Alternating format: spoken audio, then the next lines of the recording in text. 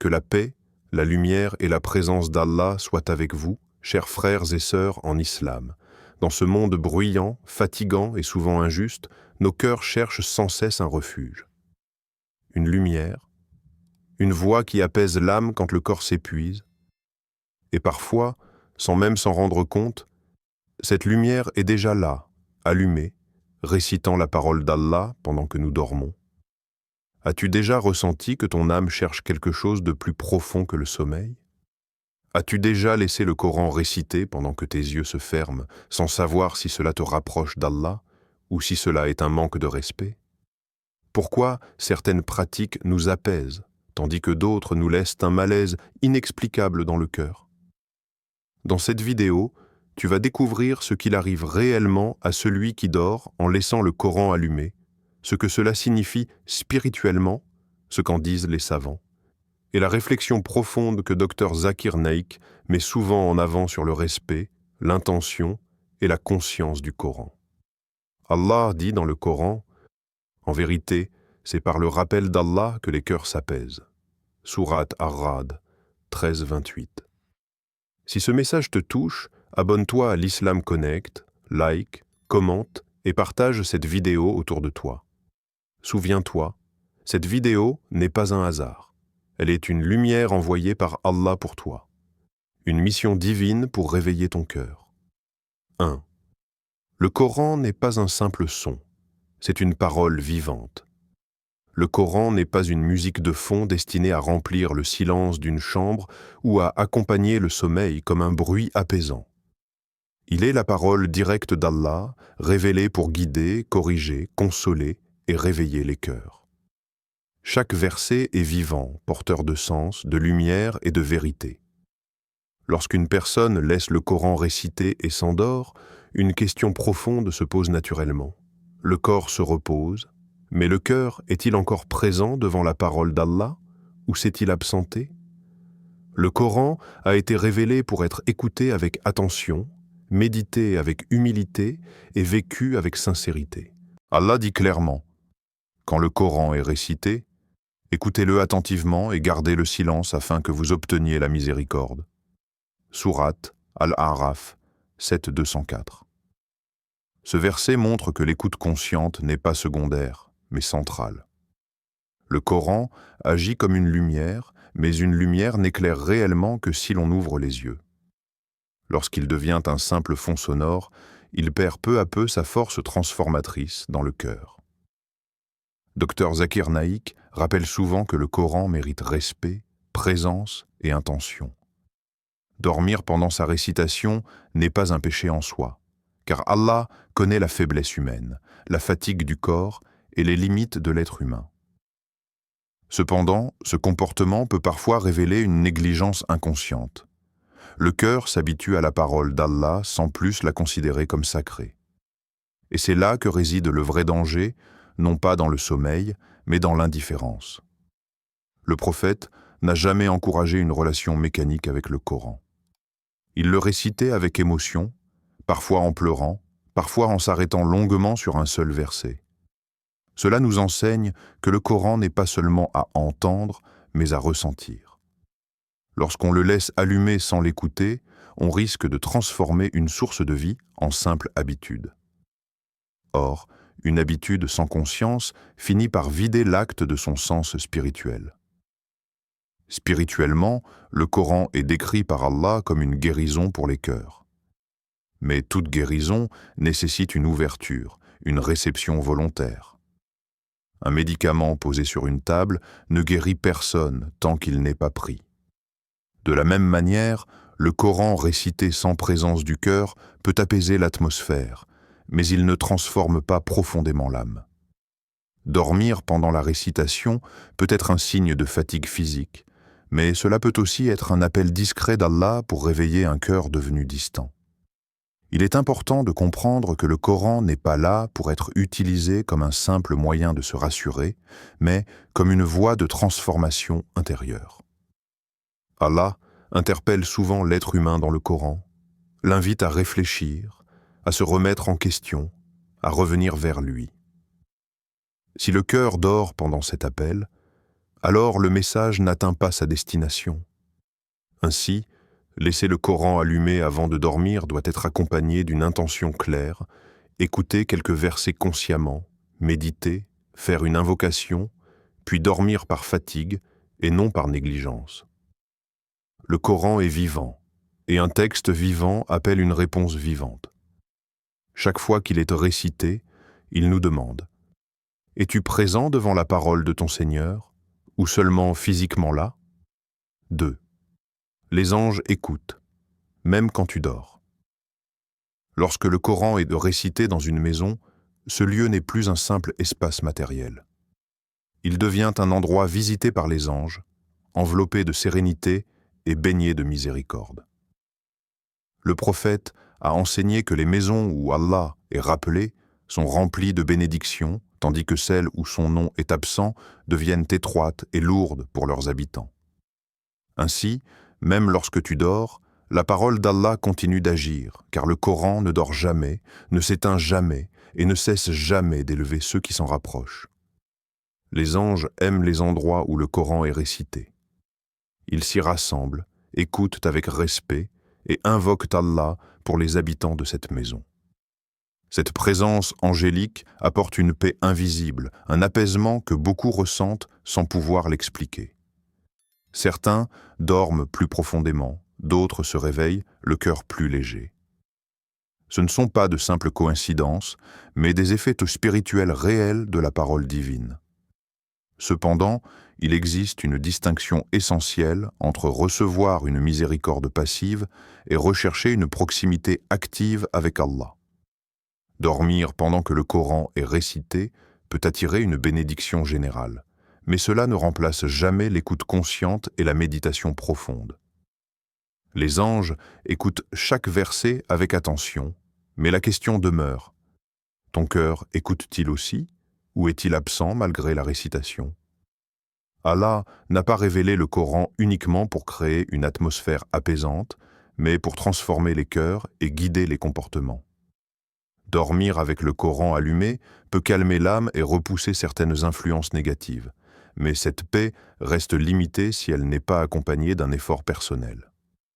La proximité véritable avec Allah se construit lorsque l'on s'arrête sur les versets, que l'on réfléchit à leur sens et que l'on cherche à les appliquer dans sa vie quotidienne. Beaucoup de personnes témoignent de rêves paisibles lorsqu'elles dorment avec le Coran récité. D'autres ressentent une protection particulière ou une tranquillité inhabituelle. Ce n'est pas un hasard. Le Coran agit même à un niveau subtil, touchant l'âme là où les mots ordinaires n'atteignent pas. Allah a placé dans sa parole une force qui dépasse notre compréhension, une lumière qui pénètre même les zones les plus profondes du cœur. Mais Allah aime particulièrement ceux qui écoutent avec humilité et présence. Il aime ceux qui s'arrêtent, réfléchissent et se laissent transformer. La bénédiction générale peut toucher beaucoup de personnes, mais la récompense la plus élevée est réservée à celui qui écoute consciemment, qui ouvre son cœur et qui répond à l'appel d'Allah. Le Coran n'est pas seulement une protection nocturne, il est une direction pour toute une vie. Il est donc important de ne pas se contenter de la récitation passive. Avant de dormir, écouter quelques versets avec attention, faire une invocation, puis s'endormir par fatigue naturelle est une attitude plus équilibrée.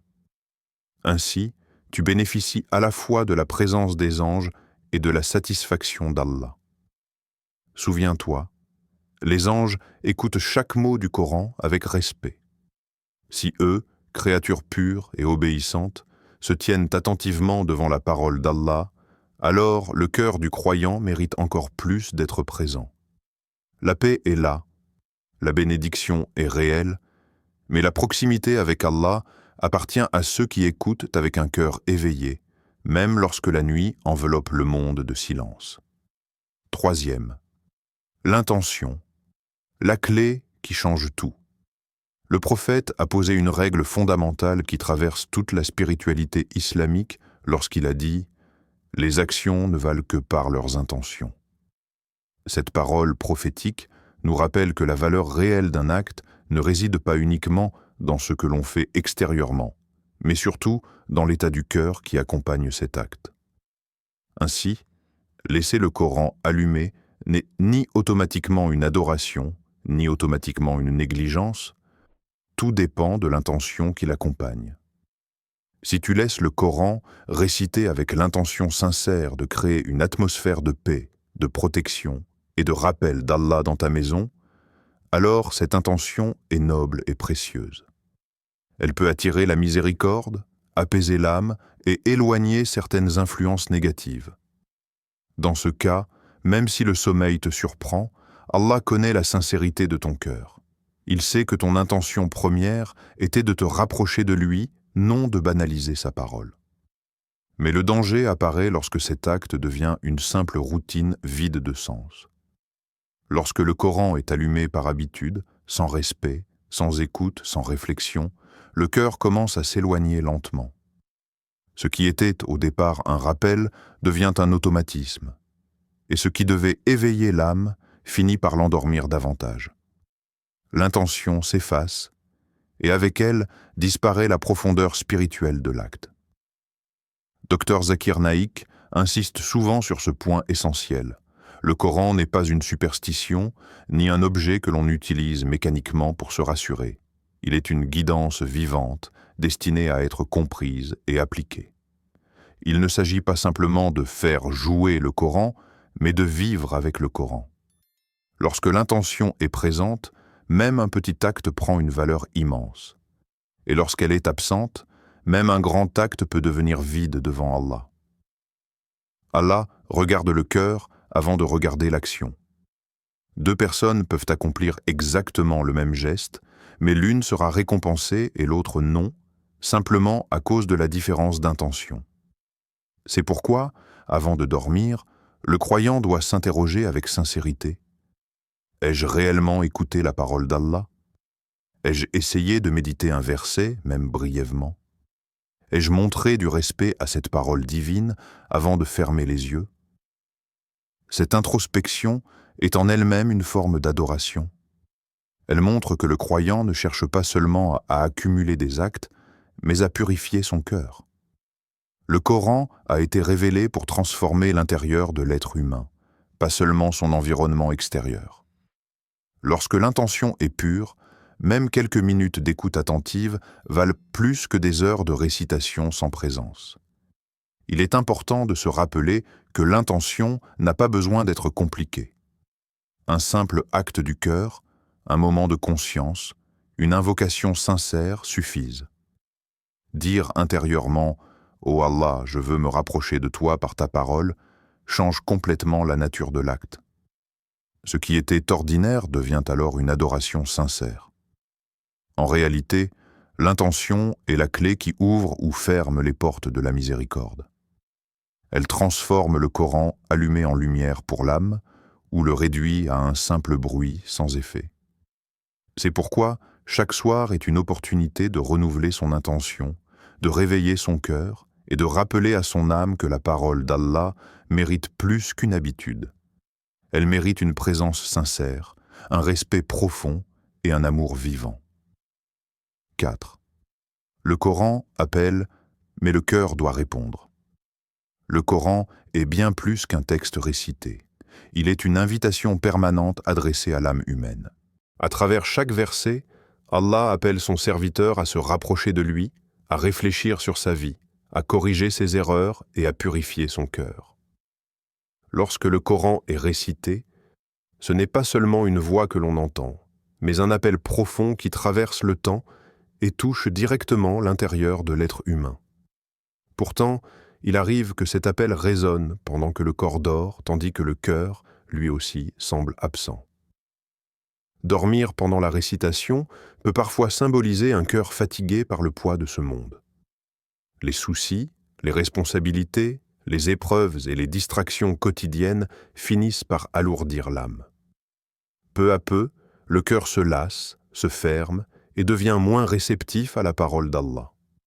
Dans d'autres cas, ce sommeil spirituel peut être le résultat de péchés répétés qui créent une distance invisible entre le serviteur et son Seigneur. Le Coran appelle, mais le cœur, encombré, tarde à répondre. Allah nous interpelle puissamment lorsqu'il dit « Ne méditent-ils donc pas sur le Coran, ou y a-t-il des cadenas sur leur cœur ?» Sourate Muhammad 47, 24.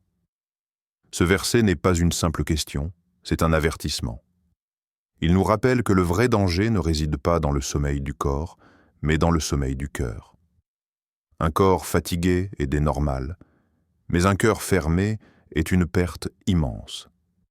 Le Coran n'a pas été révélé pour être ignoré, mais pour réveiller, secouer et transformer.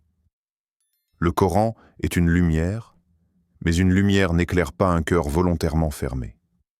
Lorsqu'on s'endort systématiquement pendant la récitation, il est important de ne pas banaliser cela, mais de s'interroger avec sincérité. Est-ce la fatigue physique ou une lassitude spirituelle? Est-ce un manque de concentration ou une distance intérieure? Ces questions ne doivent pas accuser, mais guider vers une prise de conscience. Allah, dans sa miséricorde, n'appelle jamais pour repousser, mais pour rapprocher. Si tu t'endors souvent pendant la récitation, prends cela comme un message doux d'Allah, non comme une condamnation. C'est peut-être une invitation à revenir vers lui avec plus de conscience, plus d'amour et plus de présence. Allah ne ferme jamais la porte à celui qui cherche sincèrement à revenir. Le prophète nous a enseigné que les cœurs rouillent comme le fer et que leur polissage se fait par le rappel d'Allah et la récitation du Coran. Un cœur qui ne répond plus à l'appel a simplement besoin d'être nettoyé, apaisé et nourri à nouveau. Cela demande parfois de ralentir, d'écouter moins de versets mais avec plus de profondeur, de méditer une seule phrase plutôt que d'en entendre des dizaines sans effet. Répondre à l'appel du Coran, ce n'est pas seulement écouter avec les oreilles, mais ouvrir son cœur. C'est accepter d'être touché, remis en question, parfois même dérangé.